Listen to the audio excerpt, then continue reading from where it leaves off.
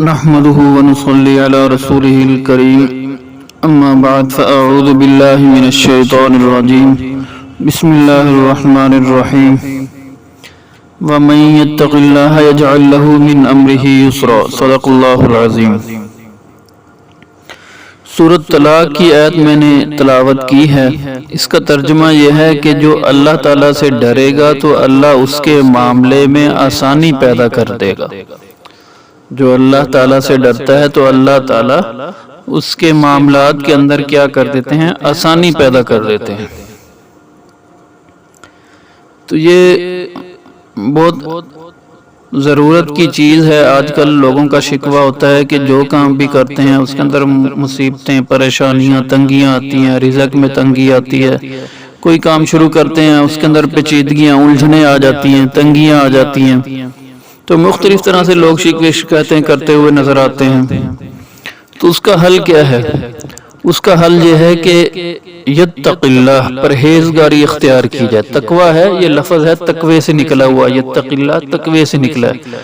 تقوی کہتے ہیں پرہیزگاری کو، پرہیزگاری یعنی گناہوں سے بچنا، پرہیزگاری کہتے ہیں گناہوں سے بچنے کو۔ تو گناہوں سے جو شخص بچتا ہے اللہ تعالیٰ کہتے ہیں اس کو میں کیا فائدہ دوں گا، کیا اس کو انعام دوں گا کہ اور تو اس کے اور بھی فائدے اور انعام ہیں جو اللہ تعالیٰ پرہیزگار کو دیتے ہیں، جیسا کہ قرآن پاک کی اور آیتوں کے اندر آئے ہیں۔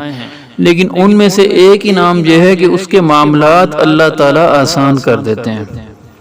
کوئی الجھن، مشکل، پریشانی، کوئی معاملے کے اندر وقت کا زیادہ لگنا، کوئی کھپنا زیادہ پڑنا، یا پیسے زیادہ لگ جانے، پیسے کا ضیاع شروع ہو جائے، تو یہ ایسے جتنے بھی معاملات ہیں، یا اسی طریقے سے معاملات کے اندر بے برکتی آ جائے، تو یہ سب چیزیں جو ہیں ان کا حل کیا ہے کہ پرہیزگاری اختیار کی جائے۔ اللہ تعالیٰ فرما رہے ہیں کہ جو پرہیزگاری اختیار کرے گا اس کے معاملات کو میں آسان کر دوں گا۔ اور پرہیزگاری کس کو کہتے ہیں؟ گناہوں سے بچنا۔ ہر طرح کی گناہوں سے بچنا چاہیے، خواہ بڑے گناہ ہوں یا خواہ چھوٹے گناہ ہوں، دونوں طرح کے گناہوں سے بچا جائے گا تو اللہ تعالیٰ معاملات کے اندر آسانیاں پیدا کر دیں گے۔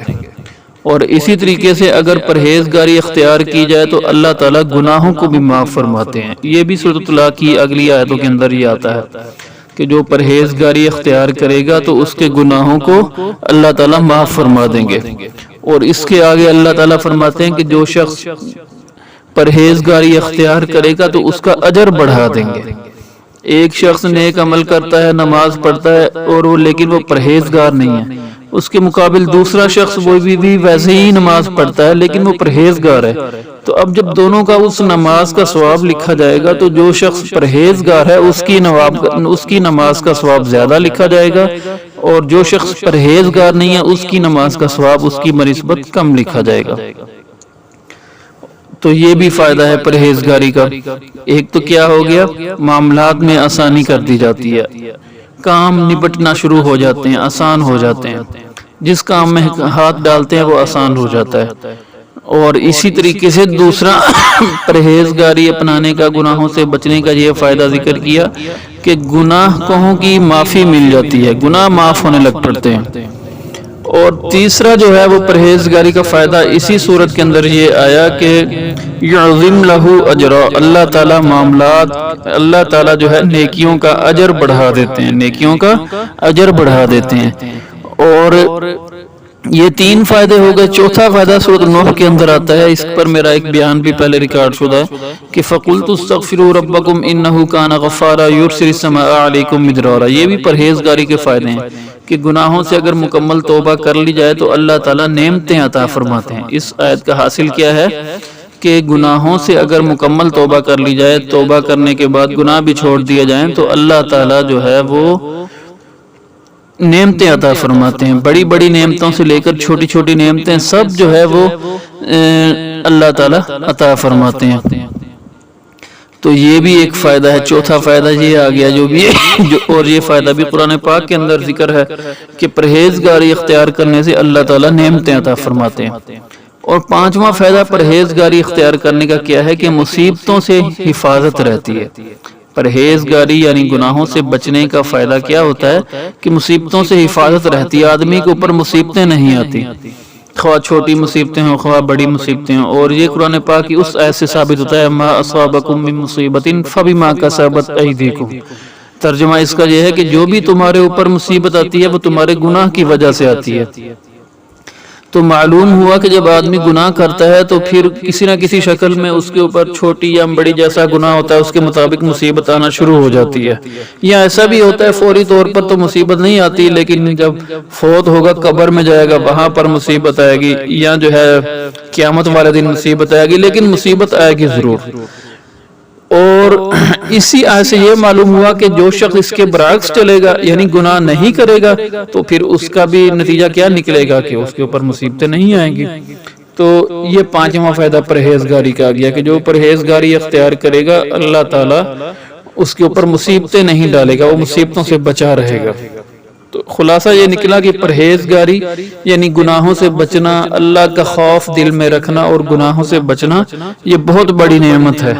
یہ اتنی بڑی نعمت ہے کہ جو اللہ کے دوست ہوتے ہیں، اللہ کے ولی ہوتے ہیں، ان کو بھی ولی بنانے کے اندر اللہ تعالیٰ نے جو شرط رکھی ہے وہ یہی ہے۔ ایک تو ان کو ولی بناتے ہیں اللہ تعالیٰ جن کے اندر ایمان ہو، ایمان کا تو ہونا ضروری ہے، اور دوسری یہ چیز دیکھتے ہیں کہ اس کے اندر پرہیزگاری ہو۔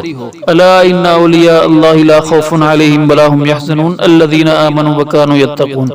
تو یہاں پر ان آیتوں سے معلوم ہوا کہ ولی کون ہوتا ہے؟ جس کے اندر ایمان ہو اور تقوی ہو، یعنی پرہیزگاری ہو، گناہوں سے بچتا ہو۔ البتہ یہاں پر یہ ہے کہ گناہوں سے بچنا اس کے درجات ہیں۔ ایک تو یہ ہوتا ہے کہ جو عام علماء حضرات بتاتے ہیں کہ بھئی یہ گناہ ہے، یہ گناہ ہے، یہ بڑا گناہ ہے، یہ چھوٹا گناہ ہے، تو آدمی ان سے بچے۔ اور جو جن میں لوگوں میں زیادہ نیکی ہوتی ہے وہ اس سے آگے بڑھ کر جو چیزیں شبہات والی ہیں ان سے بھی بچتے ہیں۔ یعنی ایک مفتی صاحب نے یہ تو کہہ دیا کہ بھئی یہ گناہ نہیں ہے، لیکن وہ پھر بھی اس سے بچیں گے کہ بھئی ہو سکتا ہے شاید اس وجہ سے جو ہے یہ بات بھی اللہ کو ناپسند ہو، تو اس سے بچتے ہیں۔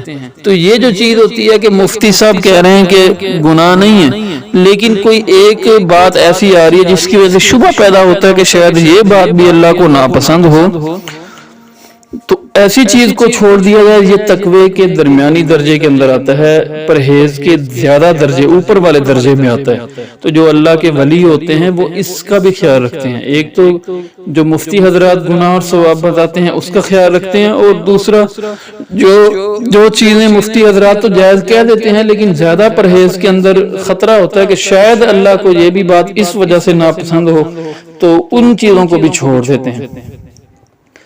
تو خیر خلاصہ یہ نکلا کہ پرہیزگاری بہت بڑی نعمت ہے، یہ اللہ تعالیٰ کو بہت پسند ہے اور اس کے بہت سارے فائدے ہیں۔ آدمی دیکھے کہ سب سے اہم دو چیزیں ہوتی ہیں، نعمتوں کا ملنا اور مصیبتوں سے بچے رہنا، اور یہ دونوں چیزیں جو ہیں قرآن پاک کے اندر اللہ نے ذکر کی ہیں اور دونوں پرہیزگاری کے ساتھ جوڑ کر ذکر کی ہیں۔ ما اصابکم من مصیبت، ان سے یہ معلوم ہوا کہ پرہیزگاری اپناؤ گے تو مصیبتوں سے بچے رہو گے، اور فقلت استغفروا ربکم سے معلوم ہوا کہ پرہیزگاری اختیار کرو گے تو نعمتیں ملیں گی۔ اور اس کے علاوہ بھی جو فائدے ہیں پرہیزگاری کے وہ ذکر ہو گیا سورۃ الطلاق کے اندر کہ معاملات میں آسانی ہو جاتی ہے اور جو ہے گناہ معاف ہو جاتے ہیں پرہیزگاری سے، اور اسی طریقے سے اجر جو ہے نیک کاموں کا اللہ تعالیٰ پرہیزگار کے نیک کاموں کا اجر جو ہے وہ بڑھا دیتے ہیں۔ تو اللہ تعالیٰ ہمیں پرہیزگاری یعنی گناہوں سے بچنے کی توفیق عطا فرمائے، تقوی اختیار کرنے کی توفیق عطا فرمائے۔ وآخر دعوانا الحمدللہ رب العالمین۔